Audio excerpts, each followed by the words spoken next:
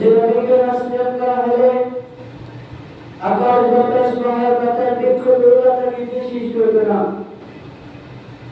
যে নবীর ওসিলা করে আমরা কাবাকে পেয়েছি, যে নবীর ওসিলা করে আমরা কোরআনকে পেয়েছি, যে নবীর ওসিলা করে আমরা জাহান্নাম থেকে বাঁচার মুক্তি পেয়েছি, যে নবীর ওসিলা করে আমরা জান্নাতে যাওয়ার পথ পেয়েছি, যে নবী আমাদের জন্য রহমতুল লিল আলামিন হিসেবে এসেছেন, যে নবী কিয়ামতের দিন আমাদের জন্য সুপারিশ করবেন, যে নবী কিয়ামতের দিন মাহফিলের মামুন পাবেন, আল্লাহ রাব্বুল আলামিন বলবেন, ওই আমার দোস্ত মাহফিলের মামুন আপনার জন্য আপনি বসুন। আমার আল্লাহর নবী সেদিন বসবে না, মাহফিলের মাহমুদে হাত দিয়ে থাকবেন, বলবেন যদি আমি মাহফিলের মাহমুদের মধ্যে বসে থাকি তাহলে আমার উম্মতের কি হবে? আমার উম্মত, আমি তো থাকবো মিজানের পাল্লা ধরে, আমি দেখবো আমার উম্মতের পাল্লা কোন দিকে ঝুলে যাচ্ছে। যদি আমার উম্মতের পাল্লা যদি গুনাহের দিকে ঝুলে যায় তো আমি তো সিজদায় পড়ে যাব, আপনার কাছে কাঁদবো। আপনি তো বলেছেন আমাকে নারাজ করবে না, আমাকে তো খুশিতে রাখবেন। আপনার কাছে যদি হাত তুলবো, সিজদায় পড়বো, সিজদায় পড়ে কাঁদবো, আপনি তো বলেছেন আপনার সুপারিশকে কবুল করে দেব। সেই নবীর জন্য লাখ লাখ দরুদ সালাম বর্ষিত করি সাল্লাল্লাহু আলাইহি ওয়াসাল্লাম। মহতরম সুধীমণ্ডলী, আমি আপনাদের সম্মুখে একটি আয়াত পেশ করেছি। আল্লাহ রাব্বুল আলামিন কোরআন কারীমের মধ্যে বলেছেন, ইয়া আইয়ুহাল্লাযীনা আমানু আমিনু বিল্লাহ, হে আমার বিশ্বাসী বান্দাগণ তোমরা আমার প্রতি ঈমান আনয়ন করো। কেন আল্লাহ রাব্বুল আলামিন আমাদেরকে ঈমান আনতে বললেন? কারণ আমরা যে ঈমানদার ঘরে জন্মগ্রহণ করেছি, করার কারণে আল্লাহ রাব্বুল আলামিন কেন এই কথা বললেন এটি কিন্তু আমাদের ভাবার দরকার আছে। কারণ আজকে আমাদের মধ্যে সেই ঈমান নেই, সেই ঈমানি পাওয়ার নেই, যার কারণে আল্লাহ রাব্বুল আলামিন বলেছেন যে তোমরা ঈমান আনয়ন করো। যেরকম ঈমান সাহাবায়ে কেরাম রাদিয়াল্লাহু ছিলেন, যেমন একটি মিসাল দিলে বুঝতে পারবেন। আল্লাহ রাসূল সাল্লাল্লাহু আলাইহি ওয়াসাল্লাম যখন যুদ্ধের ময়দানে যাচ্ছিলেন, তখন এক সাহাবী তার নিজের ছোট্ট সন্তানকে আল্লাহ রাসূলের হাতে দিচ্ছেন, বলছে, ইয়া রাসূলুল্লাহ, ইয়া হাবিবাল্লাহ, আপনি যুদ্ধের ময়দানে যাচ্ছেন, জিহাদ করতে যাচ্ছেন, আমার এই বাচ্চাটা আপনার সঙ্গে নিয়ে যান। নবী সাল্লাল্লাহু আলাইহি ওয়াসাল্লাম সাহাবাদের বলেছিলেন যে তোমার এই ছোট বাচ্চা নিয়ে কি করব? কোনো খিদমতের কাজে আসবে না, কোনো কাজে আসবে না, তোমার সন্তানকে নিয়ে আমি কি করব? ইয়া রাসূলুল্লাহ, ইয়া হাবিবাল্লাহ, যখন বেদিনরা আপনার দিকে তীর ছুঁড়ে মারবে তখন আমার এই বাচ্চাটা নিয়ে আপনি ব্যবহার করবেন, তীরটা আমার বাচ্চার গায়ে লেগে যাবে, যাতে তীরটা আপনার বাচ্চার গায়ে লাগে। তখন সাহাবাদের ঈমান কেরকম ছিল? আজকে আমাদের ঈমান এমন কমজোরি হয়ে গেছে, যার কারণে আজকে আমাদের চোখের পানি ভাতের সঙ্গে মিশিয়ে যেতে হচ্ছে। এর কারণ আমি বলে দিই, আজকের প্রায় ঘরে দেখা যায় একটাই সমস্যা, ছেলের সন্তান বাপকে দেখে না, বাপের নালিশ একটাই যে হুজুর আমার ছেলে আমাকে দেখে না। এর কারণ আছে, এর কারণ হলো এটাই, আজকের আমার ছেলেকে আমি সেই শিক্ষা দিইনি। যদি আমার সন্তানকে ওই শিক্ষা দিতাম, ওই ইসলামের শিক্ষা দিতাম, তাহলে আজকের আমার ছেলে আমাকে এরকমই গালি দিত না। তাহলে আমার ছেলে জানতো, আজকের আমার ছেলে জানতো যে বাপের সঙ্গে উঁচু গলায় কথা বলা কতটা মহাপাপ। যদি জানতো তাহলে এরকমই করতো না।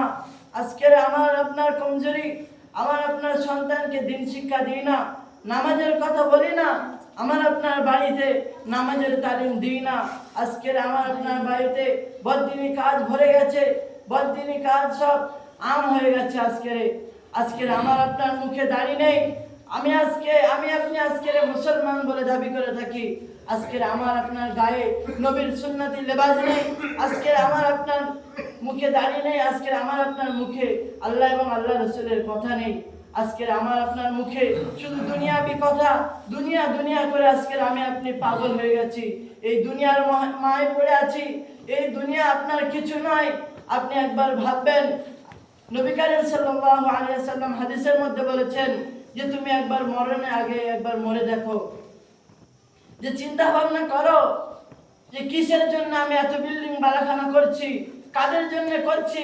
যে আমি মরে যাবো যখন, আমার বিবি বলবে না যে আমার সাথে স্বামীকে খাটের নিচে মাটি দাও। তোমার সন্তান বলবে না আমার আব্বা জান আমার মাথার ঘাম পায়ে ফেলে আমাকে মানুষ করেছে, এত বড় করেছে, আমার আব্বা জানের কবরটা আমার উঠোনে হবে। এরকমই তোমার সন্তানও বলবে না। তোমার সন্তান তোমার জন্য দোয়াও করবে না, কারণ তোমার সন্তানকে তুমি শিক্ষা দাওনি। ওই শিক্ষা, যে শিক্ষা দিলে তোমার সন্তান তোমার জন্য দোয়া করবে, নামাজ পড়ে আল্লাহর কাছে কাঁদবে, রব্বিরহামহুমা কামা রাব্বায়ানি সগীরা। হে প্রভু, তুমি তাদেরকে সেই রকমই দেখো, শৈশবে যারা আমার ছোটবেলায় তারা ঠিক যেরকমই আমাকে লালিত পালিত করেছে, আপনি তো আপনার সন্তানদেরকে ওরকমই শিক্ষা দেননি। ওই কারণে আজকের আপনি যদি মরে যান তো আপনার সন্তান জানাজা পড়ানোর দোয়াও কি জানে না। আজকের আমার আপনার বাড়ির হালচাল এরকমই। তো একটি মিসাল দিলে বুঝতে পারবেন। তো আল্লাহ রসুল যে হাদিস বলেছেন যে মরণের আগে একবার মরে দেখো, এরকমই একটা মিসাল আছে, ছোট মিসাল দিলে বুঝতে পারবেন। তো একটি শিকারী ছিল, শিকারীর এক ময়না পাখি ছিল। তো ময়না পাখি একদিন শিকারীকে বলছে যে মালিক তুমি কোথায় যাচ্ছ? তো শিকারী বলল আমি শিকার করতে যাচ্ছি। তো ময়না পাখিটি বলল যে মালিক তুমি যখন এই শিকার করতে যাবে দেখবে আমার মতো কিছু পাখি জঙ্গলে ঘোরাফেরা করছে, তাদের কাছে গিয়ে আমার সালামটা পৌঁছে দেবে। তো শিকারী যখন জঙ্গলের মধ্যে গেল, গিয়ে দেখছে গাছের ডালে কিছু ময়না পাখি বসে আছে। তো শিকারী বলল যে তোদের মতো একজন পাখি আমার বাড়িতে আছে, সে তোদেরকে সালাম পাঠিয়েছে। এই কথা বলার সঙ্গে সঙ্গে বলতে দেরি তো সবকটা পাখি মাটিতে পড়ে গেল, জমিনের মধ্যে পড়ে গেল। শিকারী তো মনে চিন্তা এসে গেল যে ওর সালামে কি এত পাওয়ার, কি এত পাওয়ার যে ওই পাখিদেরকে সালাম দিলাম তারা জমিনের মধ্যে পড়ে গেল। শিকারী আর শিকার করলো না। মনে চিন্তা ভাবনা নিয়ে বাড়িতে ফিরে আসলো। আসার পরে তার পাখিটি তাকে জিজ্ঞাসা করছে যে মালিক আপনার হাতে তো কোনো শিকার নেই, তো মালিক আপনি কেন চিন্তিত অবস্থায় আছেন? তখন মালিক বলছেন, শিকারী তখন বলছেন যে তোর সালামের মধ্যে কি পাওয়ার? তোর বন্ধুদেরকে সালাম দিলাম, দিতে দেরি, তারা মরতেও দেরি হলো না। এই কথা বলার সঙ্গে সঙ্গে তার পাখিটাও মরে গেল। তো শিকারীটি তার পাখিটি বার করে নাড়াচাড়া করছে, নাড়াচাড়া করার পরে চিন্তা ভাবনা করে সাইডে বসে একটু চিন্তা ভাবনা করছে যে কি সালামের মধ্যে পাওয়ার, যে সালাম দেওয়ার কারণে ওর বন্ধুরাও মরে গেল, ও মরে গেল। এরকমই যখন চিন্তা করছে তখন ময়না পাখিটি উড়ে এসে ডালের কাছে বসে, ডালে বসে বলছে মালিক আমি মরি নাই, আমার বন্ধুরাও মরে নাই। আমার বন্ধুরা আমার কাছে এসেছিল, এসে বলেছিল যে তুই যদি আমাদের মতো এরকমই ঘুরতে চাস আর এই বাগানের ফল ফুল যদি খেতে চাস তাহলে মরণের আগে একবার মরার ভান কর, মরণের আগে একবার মরার ভান কর। আজকের আমার বন্ধুরাকে আমার ফন্দি শিখিয়ে দিয়েছে, এই ফন্দি শেখার কারণে আজকের আমি মুক্তি পেয়েছি মালিক। ওই রকমই মালিক তোমাকে বলছি, তুমি ওরকমই মরণের আগে একবার মরে দেখো, একবার চিন্তা ভাবনা করে দেখো যে তুমি কাদের জন্য করছো। যদি তুমি এরকমই আল্লাহর হুকুম এবং আল্লাহ রাসূলের সুন্নাত তরিকা মোতাবেক চলো তাহলে তুমি ওরকমই কিয়ামতের দিন ওরকমই সুন্দর ফলমূল খেতে পারবে, আর নয়তো তোমাকে শাস্তি দেওয়া হবে। এই কথা বলল। আজকের আমরা মুসলমান হাজার কথা শোনার পরেও আজকের বয়ান বক্তৃতার অভাব নেই। আজকের একটা ভাঙাচোরা ব্যাপারে যদি আজকের আমার আপনার মহল্লার মধ্যে আসে, আজকের একটা ক্যাসেটের মাধ্যমে বয়ান চালিয়ে দেয়, বয়ান বক্তব্য মসজিদের ইমাম সাহেবও করে, আজকের আমরা মোবাইলে ইউটিউবের মাধ্যমে কত বড় বড় বক্তাদের বয়ান শুনি তো এটাই আমি যে বলছি বলার কোনো উদ্দেশ্যটা কোনো বেকার হয়ে যাবে যদি না আপনি যদি এই কথা শোনার পরে যদি না আমল করি, এটা আমার আপনার পুরো বেকার ধ্বংস বরবাদ হয়ে যাবে। যদি এই কথাটা তখন মূল্য হবে যদি এই কথা শোনার পরে আপনি যদি কিছু এই কথা অনুযায়ী কিছু চলাফেরা করি, এই কথার আমল করি, তাহলে এই কথা তখন গ্রহণযোগ্য হবে। আজকের মুসলমান এমন হয়ে গেছে, শুনছে বায়ান শুনছে, বক্তব্য শুনছে, মুসলমানের কাছে যাওয়া হচ্ছে, নামাজের দাওয়াত দেওয়া হচ্ছে, আজকের মুসলমান সোজা হচ্ছে না। কেন? একটা মেসাজ দিলে বুঝতে পারবে মুসলমান এমন হয়ে গেছে যে মরণের আগে সোজা হবে না যতক্ষণ না মরবে। একটা মেসাজ দিলে আপনারা বুঝতে পারবেন। এক ব্যাঙ আর এক সাপের মধ্যে বন্ধুত্ব ছিল। তো একদিন ব্যাঙ এক সাপকে বলছে যে বন্ধু, তুই এরকমই বেঁকে বেঁকে চলিস না, সোজাভাবে চল। আর যদি তুই এরকমই বেঁকে বেঁকে চলিস তো লোকে তোকে পিঠে মারবে। তো সাপ কি সোজাভাবে চলতে পারবে? সাপ কিন্তু সোজাভাবে চলতে পারবে না। সাপ ব্যাঙকে বলছে যে দেখো ভাই, এতদিন আমাদের বন্ধুত্ব ছিল, আজকে তুমি যে কথাগুলো বলছো এর কারণে বন্ধুত্ব চটে গেল, এবারে আমি তোমাকে খেয়ে ফেলবো। এই কথা বলে যখন সাপ ব্যাঙকে দাবড় দিল, ব্যাঙ লাফাতে লাফাতে একটা কুয়ার মধ্যে পড়লো। তখন সাপ ওই কুয়ার মধ্যে ব্যাট দিয়ে আর বলছে, তুই কতদিন এই কুয়ার মধ্যে থাকবি, কতদিন থাকবি, এরকমই বলছে। তো ব্যাঙটি তখন বলছে, ঠিক এখান থেকে আমার একদিন একজন এসে উদ্ধার করে নিয়ে যাবে। তো ওই রাস্তা দিয়ে এক রাখাল যাচ্ছিল, রাখালের খুব পিপাসা পেয়েছিল। তো রাখালের কুয়ার ধারে গেল, গিয়ে দেখছে রাখাল হাতে অবশ্যই বাড়ি থাকে, আমরা প্রত্যেকেই জানি। তো রাখাল যখন দেখলো একটা বিষাক্ত সাপ আছে, রাখাল সর্বপ্রথম কি করবে? সাপটাকে মেরে ফেলবে। তো রাখাল যখন সাপটাকে মারলো, কুয়ার মধ্যে বালতি লাগানোর পরে কুয়ার মধ্যে বালতি লাগানোর পরে ওই বালতির পানির সঙ্গে ব্যাঙটি উঠে এলো।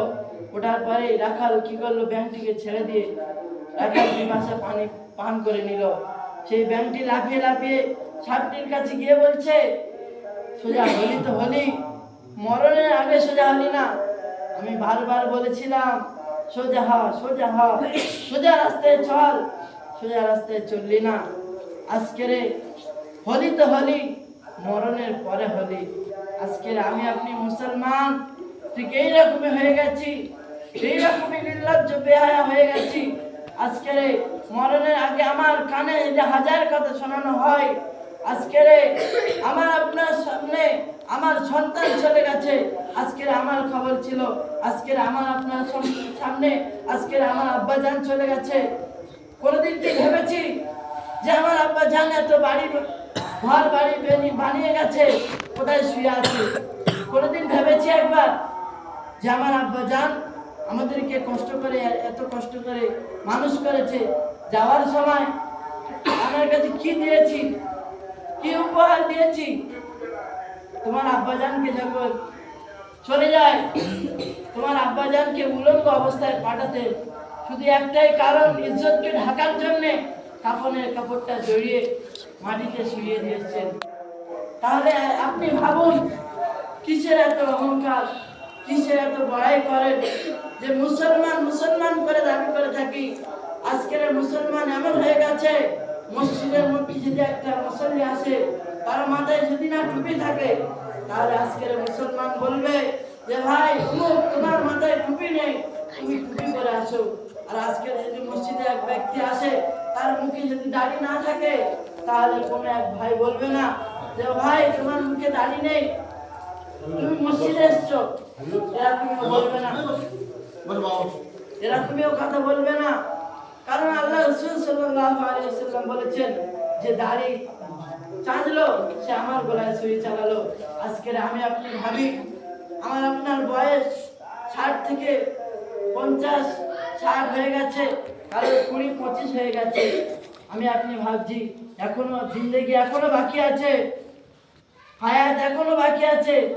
না, আপনার যদি 50 বছর হায়াত থাকে তাহলে আপনি ভাবুন আপনার থেকে 30 বছর অতিবাহিত হয়ে চলে গেছে, আর বেশি বাকি নেই।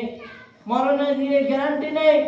আজকের একটা পাকাওয়ালা আপনি পাকা কিনতে যাবে, ওই পাকার গ্যারান্টি দিয়ে থাকবে, এই পাকাটা 1 বছর গ্যারান্টি। কিন্তু পাকা দোকানদার কিন্তু ওর গ্যারান্টি নেই যে ওই একদিন বেঁচে থাকবে, 1 ঘন্টা বেঁচে থাকবে, 1 মিনিট বেঁচে থাকবে, ওর কোনো গ্যারান্টি নেই। ঠিক সেরকমই আপনার আমার কোনো গ্যারান্টি নেই যে আগামী কাল আমি এরকমই জোহরের নামাজে মসজিদে পড়বো, এরকমই কোনো গ্যারান্টি নেই।